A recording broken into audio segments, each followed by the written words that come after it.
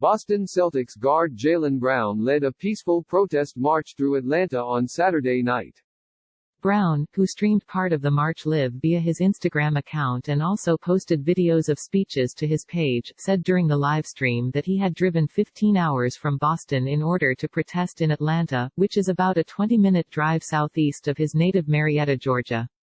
"I drove 15 hours to get to Georgia, my community," Brown said. "This is a peaceful protest. Being a celebrity, being an NBA player, don't exclude me from no conversations at all. First and foremost, I'm a black man and I'm a member of this community. We're raising awareness for some of the injustices that we've been seeing. It's not okay. As a young person, you've got to listen to our perspective.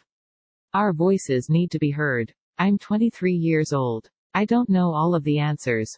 But I feel how everybody else is feeling, for sure. No question." Brown, who is a vice president of the National Basketball Players Association, marched with a megaphone while holding a sign that read, "I can't breathe," a reference to the death of George Floyd in Minneapolis on Monday. Floyd, who is black, died after Derek Chauvin, a white police officer, kneeled on his neck for several minutes. Floyd's death has shaken the Minneapolis community and sparked protests in cities across the United States.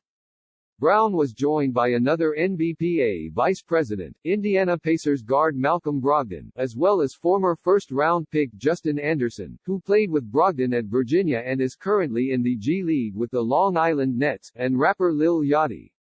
"I've got brothers, I've got sisters, I've got friends that are in the streets, that are out here, that haven't made it to this level, that are experiencing it, that are getting pulled over, just discrimination, day after day," Brogdon told protesters in a video posted to Brown's Instagram page.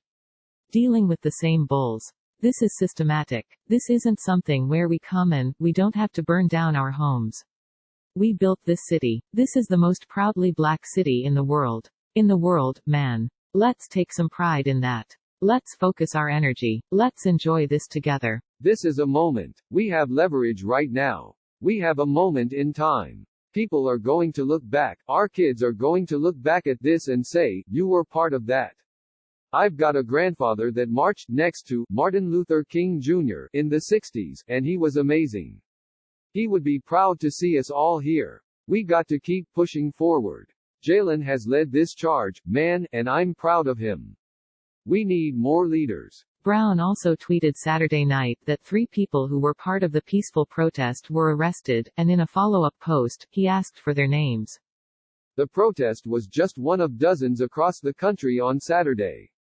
Former NBA player Stephen Jackson, who was a longtime friend of Floyd's, was part of a protest in Minneapolis on Friday alongside Minnesota Timberwolves center Karl Anthony Towns and guard Josh Okogie.